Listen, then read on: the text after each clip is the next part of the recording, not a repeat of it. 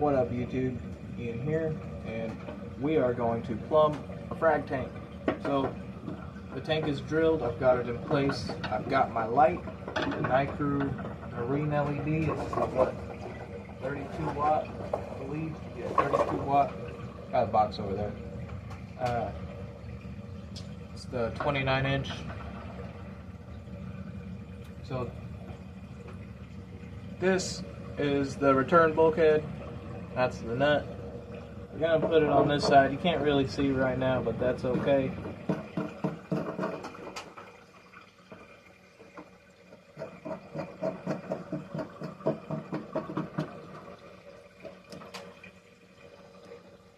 Just get it hand tight. I did give everything a quick little wipe down. We're also using threaded on the outside bulkhead, so it should be slip to thread.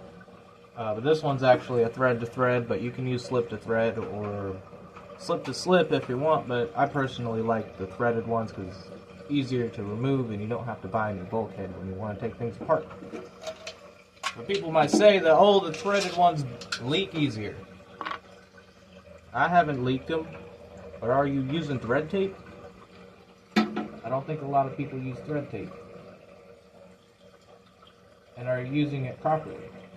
Because when you're using thread tape, you want to go the opposite direction of the threads, so that when you are putting it on, it doesn't mess up the tape. You don't really need a whole lot. That should do it. Yeah, a little messy on that one, but that's okay.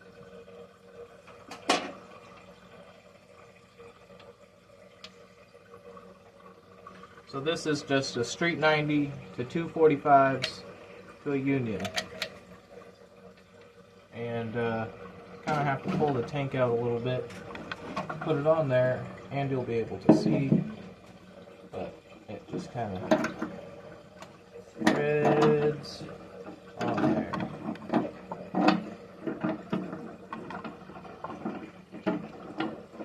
Real nice and snug. I've already pre-glued everything, so today should be pretty easy. And once it gets to about right there.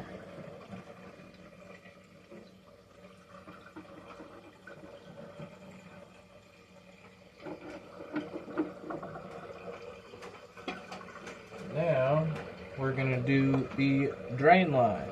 So the drain line goes in there. I drilled the hole a little bit too big, but we're going to make it work.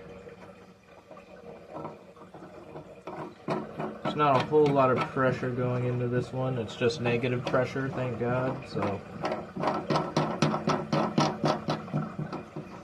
this one should not be too much to worry about, but we'll make sure it's nice and snug. This one is just a street 90 to a 90 to a union.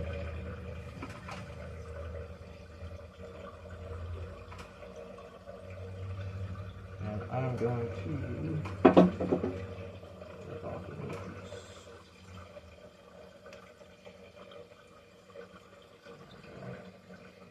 Get it a little cleaner. I don't know if you guys can see, maybe. You want to make sure you're getting it in the right direction, because if you go to thread it on and it's threading the wrong direction, it will twist the thread tape not in a good way, and it won't get a good seal. So you got to make sure when you thread it onto your bulkhead, it's twisting into the thread tape, not trying to twist it off. And that, my friends, is how you get a good seal.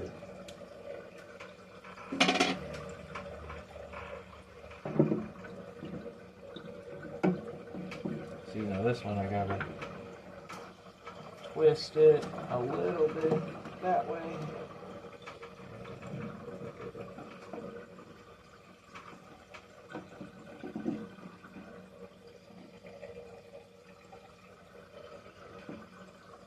it starts to feel like that, I'll loosen up the bulkhead, twist the bulkhead, keep it kind of loose for now because we still got to line things up to the tank. And I hope you guys can hear me good. I ain't using a microphone or anything, I'm just kind of winging it, you know. For the drain, I'm just doing a simple 90 and a little strainer. And we're gonna, you know, that's how you'll be able to adjust the height. You just kind of give it a good old twist. We'll just keep it about like that for now. So the drain, this was going to be what I was going to use for the return, a lock line thing, but it's a little too bulky. I decided to just go for the single segment return. This is the rest of the drain. It's very simple. Got the O-ring, make sure it's nice and clean, nothing on there. And that is going to drain right back into the chamber on the tank. And I do have this set up in a way where it kind of only sets in one place. And once it's set, can't really move it, but it's really simple. Oh, and the rest of the piping was just a piece of 3/4 inch and two 45s with the rest of the bulkhead. You can kind of see that now. So there's their drain, returns down. It all leads downhill. There's no segments that are like drooping down and then back up. So for a drain line, you really want it to all drain downhill so that it all flows back into the return, or the display.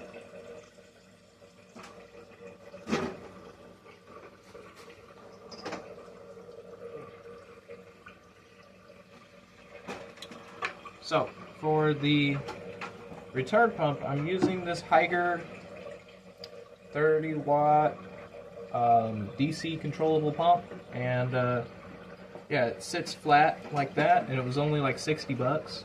So we're gonna put that in.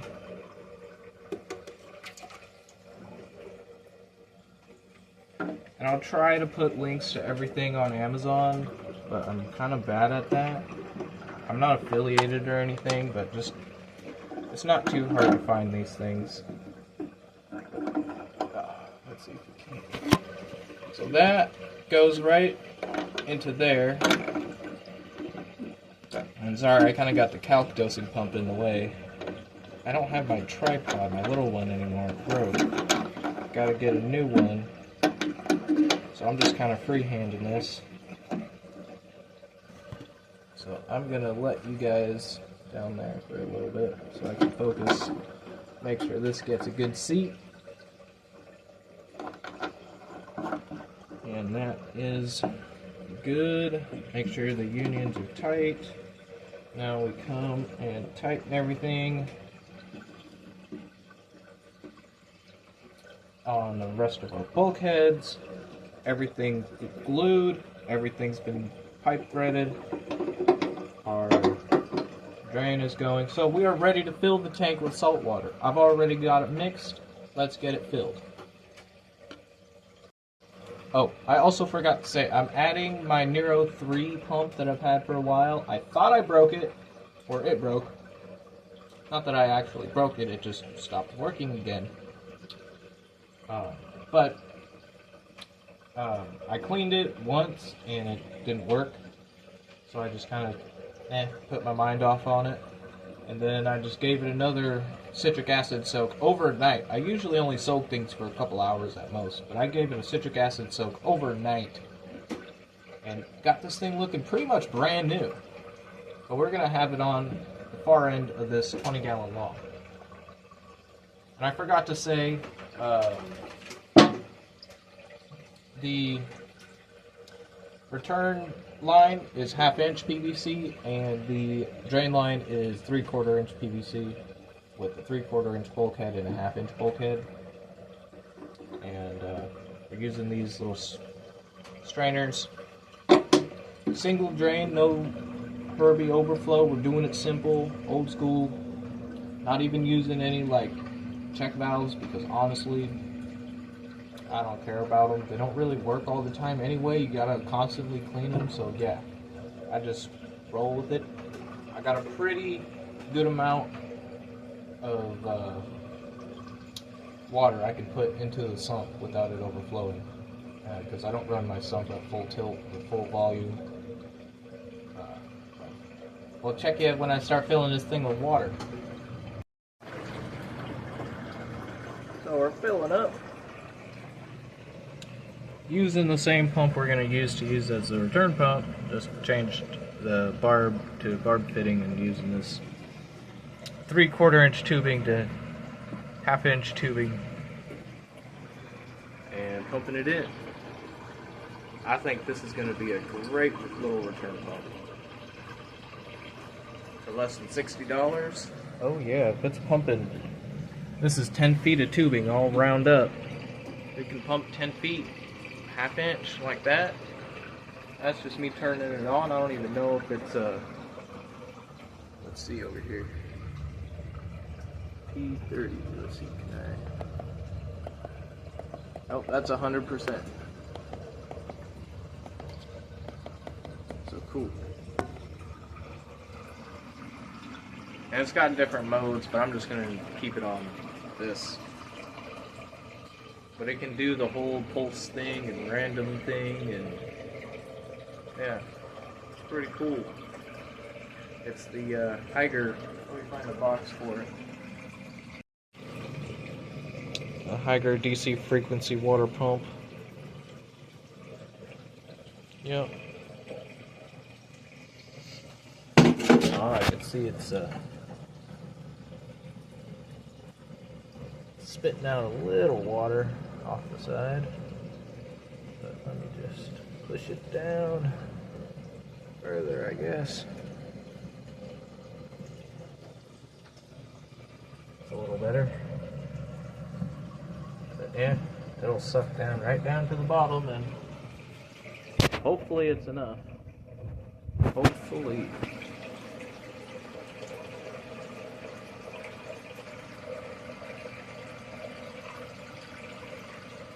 But I guess I'll see you guys when it's filled up with water. So got the Nero 3 running, but it is not going to be running as of yet. Slight issues with how I've designed it. This is not enough flow for this, because it's a coast to coast. I think that's what they call it. It's got an overflow over here and an overflow over there, and this tank is not perfectly level, so one of them gets a little bit more flow than the other. This one doesn't get as much flow, and it kind of sucks it dry, that chamber. And spat some water in there, but I've turned it off for now. I've drained, letting it drain. And it started messing with the level down there. So I think the next video I'll show you guys the new plumbing for the pump from down there, pumping back into there, and that shouldn't be an issue. If you guys are new, this is my Waterbox 45.2. It's got a sump at the bottom and my protein skimmer and some probes and stuff. I've run Hydros, the Wave engine, and the Hydros X3, a couple of Wi-Fi bars. But yeah, man, that side arena looks happy. So yeah, stay tuned to the next video. Sorry it was a fail, but you know, I'm not a plumber, I'm not perfect at this stuff, and yeah, we'll figure it out. But stay tuned to the next video. Until then, peace.